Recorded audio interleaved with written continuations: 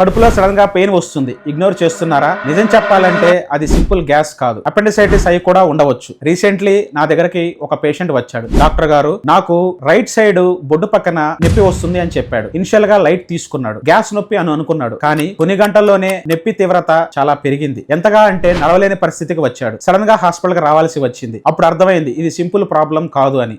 Appendicitis అనేది right side లో వస్తుంది. సింపుల్ గా వచ్చి గ్రాడ్యువల్ గా దాని తీవ్రత పెరుగుతూ ఉంటుంది. ఇన్ టైమ్ లో ఐడెంటిఫై చేస్తే సింపుల్ గా ట్రీట్ చేయవచ్చు. సింపుల్ గా ఒక టెస్ట్, జంప్. అవును, మీరన్నది కరెక్టే. ఒక సింపుల్ జంప్ ద్వారా దాని తీవ్రత పెరుగుతుంది అంటే అది వార్నింగ్ సిగ్నల్. దీనితో పాటు ఫీవర్, వామిటింగ్స్ కలిసి వస్తే అది డిలే చేయవద్దు. నేను మీ డాక్టర్ వివేక్ సాగర్ పల్లెపాగు. నా ఎక్స్పీరియన్స్ లో చాలా మంది పేషెంట్స్ ని చూశాను. ఎర్లీగా ట్రీట్మెంట్ చేయడం ద్వారా సీరియస్ ప్రాబ్లమ్ ని నివారించవచ్చు. మీకు ఇలాంటి సిమ్టమ్స్ ఉంటే దయచేసి ఇగ్నోర్ చేయకండి. ఇప్పుడే ఇలాంటి సిమ్టమ్స్ ఉంటే కింద కామెంట్ సెక్షన్ లో మీ ప్రాబ్లమ్ ని టైప్ చేయండి. అపాయింట్మెంట్ బుక్ చేసుకోండి. ఈ వీడియోని సేవ్ చేయండి, షేర్ చేసుకోండి.